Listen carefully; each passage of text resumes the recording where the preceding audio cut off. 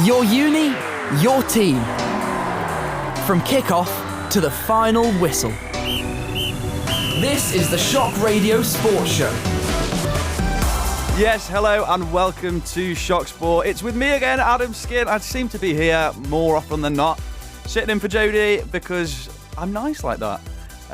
We've got loads coming up, talking all things Manchester United, Man City as usual, looking around the local sporting scene. But it's been quite a quiet week sporting-wise. I hate to interrupt you, Dermot, but we have certain reason to do so because Manchester United have sacked their manager, Erik ten Hag. OK, I guess we've got quite a lot to unpack on Shock Sport this week. Coming up right now. Your uni, your team. This is the Shock Radio Sports Show. Well, it is just coming up to 6:10 on this Wednesday evening, and joining me on Shock Sport this week, we've got Will and Corey. How are you guys? I'm good, how are you? All right, hanging slightly, but we're here and we're alive, so yeah, loving life. So, should we get on with the elephant in the room? Obviously, the big news of the week was Manchester United sacking manager Erik ten Hag on Monday, when the club released this statement. Erik was appointed in April 2022 and led the club to 2 domestic trophies, winning the Carabao Cup in 2023 and the FA Cup in 2024. And Manchester United say, "We are grateful to Erik for everything he has done during his time with us and wish him well for the future. Ruud van Nistelrooy will take charge of the team as interim head coach, supported by the current coaching team, whilst a permanent head coach is recruited." Obviously, it's not great for anyone to be losing their job, but did it seem like this was the only solution and choice left for Manchester United? It was just an accumulation of everything that's gone wrong, really. The West Ham game was, United played well, but United losing was just the final nail in the coffin. Performances only get you so far. It's points on the table that are doing you justice. Yeah, exactly that. It was always brewing in the background. Yeah. And people are coming out and saying, "Oh, that West Ham game, that's what's done it." But looking deeper into that game, that 2-1 loss away at West Ham, it's not actually awful. Like, it wasn't an awful Man United performance. No, United in the first half battered them. West Ham were terrible, but Delors misses an open goal. United don't put the chances away. Lopetegui makes them change at half time, and then West Ham have a foothold in the game. And that sums it up. That sums his whole tenure up. Just a bit too stubborn to go, he's done that, I'm going to change, and then try gamble. There was no change. That's it. Yeah, and it was I'd argue, a controversial late penalty decision. And I wouldn't say it's a correct one either. We've seen quite a few of those in the Premier League this season, as I can attest to as an Ipswich fan. Yeah. But, hindsight, it's a great thing. Despite the victory over Man City in the FA Cup at the end of last season, do you reckon that would have been the right time to make this decision? Or would you have waited until now? That's what I thought. I thought they would have done it in the summer. Because they came out of it and gave him a new contract and backed him. So sacking him now doesn't make any sense. You either sack him then, or you twist and go to the end of the season, or until it's like impossible to qualify for Europe or whatever, but that shouldn't be the standard, really. Yeah. What are your thoughts on it, Corey? The timing is very strange to me. It makes very little sense to sack him in October, of all times, because most clubs would at least give him till December and then bring someone in ready for January, give him the transfer window. But October, it's dead in between the summer and Christmas. Why not just pick one of the two? Either give him the time to try and turn it around, or go out on the high against Man City and then see him off with a nice round of applause, bring someone new in and we can start over. Yeah, 100%. But you alluded to it there, looking into the January transfer window. Obviously, United as a club have spent a fair bit of money on players recently. And this change in managers is rumoured to cost in around 30 million euros. So what is January going to hold for whoever comes in? And will it be a case of you've got to work with what you've got? Yeah, I think we've never been known to spend hugely in January. I think the last big purchase we made in January was Bruno Fernandes. I mean, last season it was a couple of loans, realistically. So I don't think, if it is Amorim that comes in January, I don't think he'll be given a lot in January. I wouldn't say we won't spend it all, because I think they'll want to show that publicly they are backing the manager. They'll give him a bit of money to almost push forward and try for something in Europe, which is obviously going to look quite far away at the minute. Yeah, and obviously we heard in the statement that Ruud van Nistelrooy is taking over as an interim manager for however long that may be. But with the same coaching staff, do you think he has any chance of installing like a new identity into the team or the players that was severely lacking under Ten Hag's leadership? Or do you reckon it'll be a bit of the same until they get a new permanent manager? I like to always have hope that, you know, when the old manager goes, there's always a bit of an uplift, there's a fresh feeling. And I think because Ruud's a legend of the club, I think almost there's a bit more passion behind it that maybe Eric didn't have, having no links to the club. But I think it's hard to say that with the same crop of players and the same coaching staff that there's going to be this immediate massive turnaround. Yeah. So some of the blame's got to be put on Ruud's shoulders. He's number 2. And same with Rennie Hack, who takes training. Some of the blame's got to be put on both of their shoulders. It's not just Eric and like the players. It's whoever he's taking over now, but it's still on him. Yeah, and it's interesting seeing how they're all staying and it's just Eric that's being booted. Yeah. And if they do get someone new in, when will they bring a whole new backroom staff with them? Sounds like it. That seems to be what the Amorim deal is holding up, is 3 backroom staff. But then getting Ruud van Nistelrooy and Rennie Hack, who were both coaches of first teams in Holland, doesn't really make much sense again. I think the plan was for Eric to have another season and see where he goes, because the amount of injuries that were had last season, I think, dovetailed everything. And then because the form's been so bad this year, it's been a complete pivot in the opposite direction. Yes, I was just going to look at the form from this season. So in the Premier League so far, Manchester United have scored 8 goals, which puts them 16th out of all the Premier League sides. But their XG is 14.8, which would put them 6th amongst other sides. So they're creating chances, they're not taking them. And that's seen there's a big chances missed and big chances created. They've created 24 big chances, which would put them 5th for like creativity in the Premier League. But they've missed 22 of the 24 big chances, which puts them slam dunk at the bottom of all Premier League sides. So it does sum up how the start of this season has gone for United, which sees them sitting 14th in the Premier League. But it's kind of the story of how Ten Hag has played football. It's been Cup team.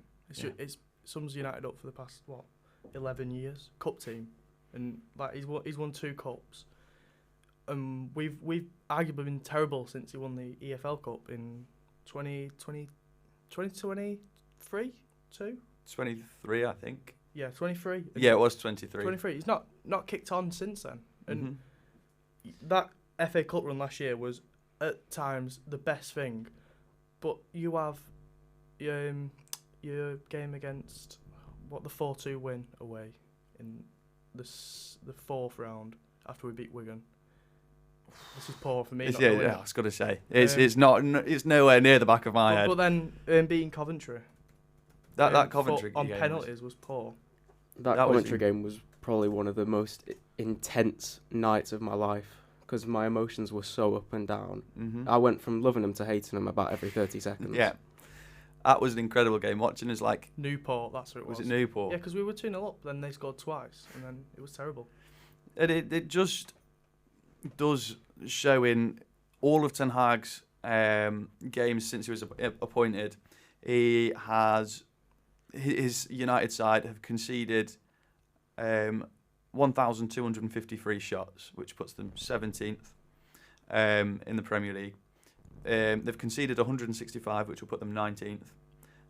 They've conceded, when conceding 3 or more goals in a match, that's happened 24 times, which will put them rock bottom of the Premier League.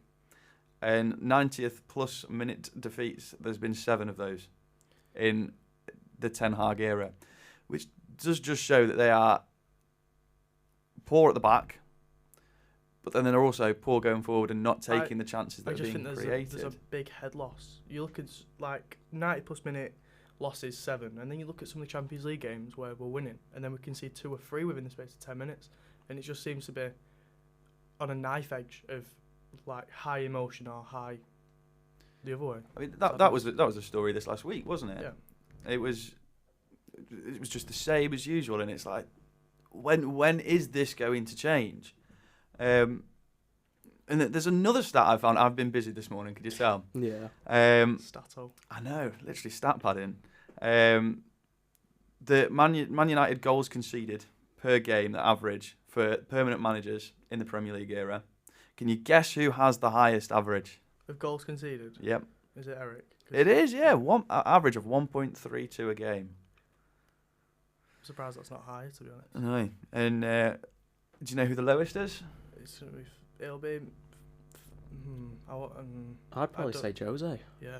Jose's second lowest with Fergie, 0.92. Fergie, what was it, 20 years in charge? 26. 26. 0.87 goals Wow. conceded a game. Some manager. But yeah, you've got your the rest of them, Moyes, Solskjaer, Van Gaal, all in there. It's dire. I it's think it's the word you're looking for. Dire. It has just fallen off horribly, and obviously there's 2 highlights for him. He's won the Carabao Cup, and he's won the FA Cup. So, can you class it as a failure? It is just over 2 years at United. Anyone can win a cup. Anyone can win a cup. It's your league is your bread and butter. You do well in the league, and you it's a good sign. Anyone can win in the cup because you need luck. Look at United's cup run last year. It was covered in just lucky moments and near scares and all the rest. Yeah, it's a good point that you raised. Actually, it's a few games of 90 minutes, and if you win them, you win a cup. Whereas extra time as well. It's not a whole season of playing games where you by laws of average you'll be evened out.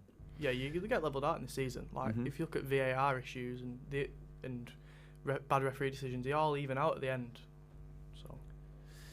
Yeah, so obviously United have been in talks with Sporting's boss Ruben Amor, rumoured to be playing an £8.3 million release.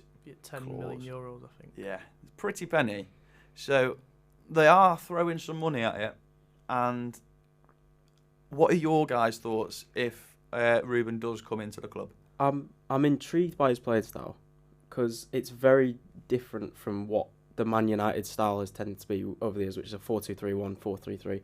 Ruben Amorim's more of a 3-4-3, 3-5-2 kind of footballer, which we have got a lot of centre-backs at the minute, and you almost wonder, have those been brought in with Eric just in case this guy was on the target a little bit earlier? We're aware that we might need more centre-backs.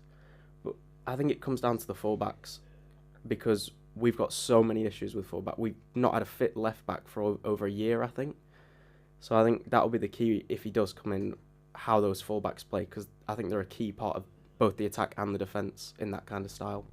I don't think it matters what formation he plays. Everyone builds up in either a 2-3-5 or a 3-2-5, and that's what his formation aids to. The full-backs create width and a hug in the touchline, and then he plays with a narrow front three. The midfield 2, he uses like a more of a destroyer, like Onana for Villa. So Ugarte fits that role quite well, and more of a progressive carrier passer, Kobbie Mainoo. And there are like profiles in the squad that fit his system quite well, but someone misses out in that forward three because you've got Rashford, Bruno, Højlund, Xerxes, Garnacho, and then what's what I'm missing? Amad Diallo. And only 3 of them start, and you either go with a traditional front three of, say, Rashford, Garnacho, Højlund, or Xerxes in there, but then Bruno misses out. Or you go with like 2 number 10s and a striker. So there's flexibility in his system, but someone misses out in the front three. Yeah, and that's been a topic of debate for a while at United, has been the front three and who plays there. with players being in form, out of form, injured, not injured, and you look back and you're like, are there 2 games where they have had the same front three? It's daft. Yeah, crazy. But he uses Gyökeres at the minute, quite a expansive forward who is bagging so many goals for them at the minute. He was at Coventry up until I think January last year. Came in and he's just been battering the goals. They won the league last year. They're unbeaten this year. 9 games played, 27 points, and they're really good going forward. Really good. Like, they scores a lot of goals. He's just got to get those forward players to take the chances that are being created. Yeah. Which you can't put the ball in the net for him. Yeah, exactly. He's got to get the players doing something differently. Yeah. So, United currently sit 14th in the Premier League. Interesting. But the rumour is Amorim is staying at Sporting until Friday night to play their game there. Cup game, and then, yeah, I think so. And then it is coming over to England at the weekend. And, it won't be in time to be in charge for the Chelsea game. But coming in for the games after that, it's quite a favourable run of fixtures in the league. You look the at Cup as well. Yeah. You've got Bodo Glint and Pauk, 2 teams that we should be beating, but we've not beaten anyone in the Europa League thus far. It's been a year without victory in Europe for United this last week. And so he could come in, he could change that almost instantly. 2 easy games in the Prem. Well, no game's easy, but against newly promoted Leicester and Ipswich, you're looking, could win 2 European games, 6 points in my first 2 games in the Prem. And Everton's in there as well. And then he's got a Manchester derby on the horizon. If it instills a bit of forward momentum before getting to that Manchester derby, then could turn it into a right old game, couldn't it? It doesn't have to win them. It doesn't have to win the Manchester derby. Just there has to be a convincing enough performance. I don't think a loss is good enough. A loss is never good enough. But look, United have been awful so far. But the performances have been so up and down. It's been a nice 10-minute spell here, 45 minutes against West Ham just gone. If there's consistency and you can see where it's going, like the amount of chances United had against West Ham at the weekend, we've not done that so far this season. And if he can just consistently build like a few chances here and there through the way he plays, and even though we're not taking them, you can see where he's going and what the plan is. Then I think it's better than what it is now, because there's been accusations for ages of no style of play, and there is a style of play. There obviously is. Just because it ain't got a fancy name doesn't mean it doesn't exist. But it's not clear. The plan isn't clear to the fans. So then you're not understanding what the actual point is. He just looks like he's putting 11 players out there who are individuals. I think that's the key thing for me, is I want to see a consistent style of play that actually looks good and gets results at the same time, because there's been games where we've looked a little bit chaotic and we've still got the result, and then there's games where we have looked like we've got a bit more of a style and then we lose them, and I want a bit more of a balance in there, because I would like to be able to enjoy watching the team and then not at the end of the day go, oh, well, we got screwed over by, we missed this chance, we missed that chance, poor refereeing decision. Would you rather win and it be chaotic, or lose and have more of a sense of an understanding of what he wants to achieve? I think you always want to win, because winning is what you want, but at the same time, scrappy wins don't show any sense of a build towards they don't. Something bigger. Scrappy wins are like 2 or 3 years in when you're pushing for a league title. Like, look at City at the minute; they're not playing well at all, and they're just getting over the line. Yeah, 100%. So obviously, if he does happen to come in the next week or so, with currently sitting 14th in the Prem, what would you consider a successful end to this season for United with a new manager? 6th or higher. You can't go any lower than 8th. Mm-hmm. I think 8th is the bare minimum, because that's Conference League at that point, and even that's not really up to standard. They're not going to sack him no matter what happens. We could finish 12th, do a Chelsea from a few years ago, and it'd be really bad. But they're not going to get rid of him because he's inherited a car crash, essentially. Yeah, it's good, but that makes sense. But I guess only time will tell, and we could find out as soon as next week's Shock Sport. So we'll move to the blue side of Manchester in a moment after a bit of Feeder and Buck Rogers. There we are, feeder Buck Rogers for you on Shock Sport. So we've talked about the red half of the city, and now it's time to move to the blue half. Both of your favourite, I've heard. So they ended up a massive 1-0 winners at the weekend, playing Southampton at home.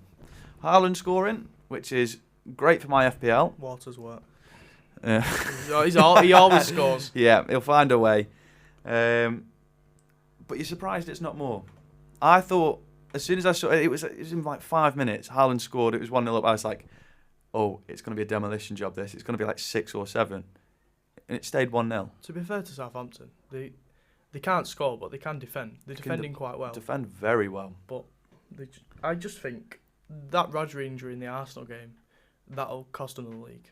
Oh, yeah. I think Liverpool will win the league. They're the most consistent. They're not the best, but the most consistent. Rodri, he won the Ballon d'Or, didn't he, on Monday night? No one was asked, but we'll get to that in a moment. But he's their best player by a mile, by a country. Oh mile. yeah, he keeps them ticking, but at the same time, he comes up with goals when they need them. He's this past 2 seasons, he's the equivalent of title race Gundogan. Yes, that game against Villa where he scored twice. That was crazy. Yes. Absolutely, I'll never forget that. It was like a B-Tech Aguero moment. But yeah, I think it even though it's a loss and there's no points, it's a better result for Southampton than it is for City. You know, coming to the Etihad, only conceding 1 is impressive, because I know firsthand how difficult it is as a newly promoted side to go to the Etihad. And we got torn a new one. I think it was 5 minutes. We were 1-0 up. It was 5-minute spell, and it was boof 3-1 down. It was like, whoa. It's like blinking, you'll miss it. But sat in well, defended, and did their job. That's all you can ask for, really. Yeah, just exactly. Try and limit it as much as possible. They won't be happy losing. No one's happy losing. No. Losing in that manner's not. It's respectable. It is respectable against full-time champions. And now top of the league, 3 wins on the bounce now for City on 23 points. Liverpool sat in just behind them on 22, and Arsenal already falling away on 18 in third. Do you reckon, if you had to put 50p on it now, who are you saying come the end of the season is going to lift the Premier League trophy? I'd probably go Liverpool. Yeah. I think Arsenal have shown that they just can't do it. Even when they've improved the squad, they go out, they perform against mid-table teams, they perform against lower-table teams, and then the match against Liverpool on the weekend, they'll say it was the referee decision that changed the game, and they should have won it, but it's not about that. It's about finishing your chances where you've got them. Arsenal are mental at the minute. From last year, where they just score goals and carry on scoring, and the year before they do the same. This year, they keep having men sent off for daft stuff, and then they sit back. There's very Mourinho about them. Like, they were winning against Arsenal, winning against City, both games. The City one, especially, they just defended with 11 men. 10 men after this red card. And that red card in that game's daft. Yep. It's just, Liverpool will win it. I hate to say it, but I think... Yeah, so I'm going to have to agree with you on that. I think City without Rodri are going to struggle come the latter end of the season. And Arnold Slot has done something with Liverpool. And they are just playing really good, attractive football to watch, as well as getting results. You touched on it earlier, though. It was the Ballon d'Or awards ceremony for footballing legends on Monday. It was Monday, wasn't it? Yeah, Monday. And Rodri from Man City won it. Everyone went feral, did they not? No one was bothered. No one was bothered. Partly because Real Madrid boycotted it. That was absolutely crazy. So the situation was, the results got leaked, and Vinicius Junior, who everyone kind of had tipped to win it, in this leak hadn't won it, and as a result, all the Madrid players, they refused to send the plane of their players over, and none of their players went to the ceremony. And Madrid finished 2nd, 3rd and 4th. There you go. And still didn't go. They won the Champions League. They won the new award, Best Club as well. Yeah, they won like Club of the Year award, didn't they? They got Manager of the Year as well for Ancelotti. And none of them went. And none of them were there. And it's kind of just embarrassing a bit, isn't it? Yeah, But at the same time, it's understandable. Like, was City the best team in Europe last year? No. But was Rodri the best player? Possibly. But too much weight, I think, gets given to international or continental achievements. Like, you look, Rodri wins the Euros and the league, and that's it. 2 brilliant achievements and wins it. But Real Madrid win the league and the Champions League and Vinicius Junior doesn't get it. And then it's the year before. Did the year before Messi win it? Yes, and he got it because it was pretty much because he won the World Cup. That was it. Like the World Cup was almost a year gone at that point as well. He'd had a, by his standards, below average season, massively below average season. But because have you seen who he's just been beat by in the goal? They've just won the league, haven't they, in America? But have you seen who's beat him in the goal scoring? I've not, no. So he's on 20. Benteke's on 23. He's just been beat by Christian Benteke. Oh, that is brilliant. Yeah, but Christian Benteke is a fantastic striker. I'll have no shame on Christian Benteke. But it is coming, which is sad to think about, to the end of the Messi-Ronaldo era. It was the first time in 20-something years that neither of them were even nominated on the shortlist for the Ballon d'Or. And it's like that era of football has finally been put to bed. It's quite sad to think about, to be fair. Like, that is the rivalry That's the rivalry that we grew up with watching, and it's kind of done with now. It is sad because nostalgia's brilliant because you think back and you go El Clasico, Messi and Ronaldo, and you think we've got nothing like that now, and we probably don't. But at the same time, like Barcelona just beat Real Madrid 4-0. And they're getting people like Natalie Portman to put 4 fingers up and taking the mick out of them, and it's like there's still something there. It's just I don't think there's anyone that's truly picked up the mantles yet. The 2 best players are Mbappe and Haaland, but they're too. Haaland's far too robotic, and Messi didn't have a personality but was mint on the football pitch.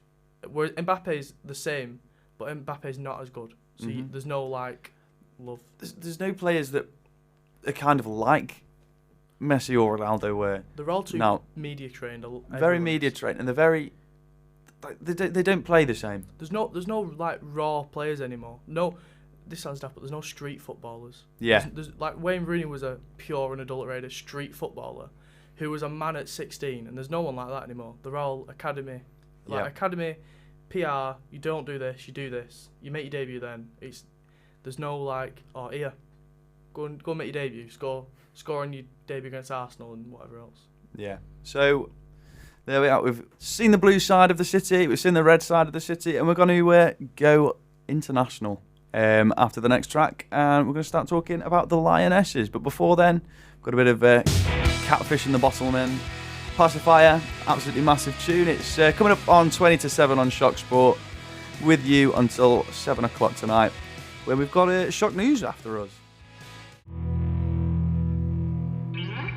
There we are. It's Catfish and the Bottlemen, Pacifier. It's Shock Sport. It's coming up on 7:15. You've got us for another 15 minutes. And we're going to talk about the Lionesses now. They've had a busy week or so.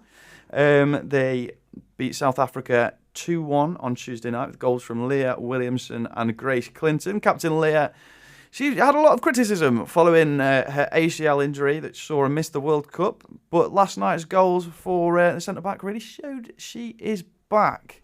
Jodie spoke to Georgia Stanway before the game about playing abroad for Bayern Munich and how now, more than ever before, the Lionesses are moving abroad to play in different leagues.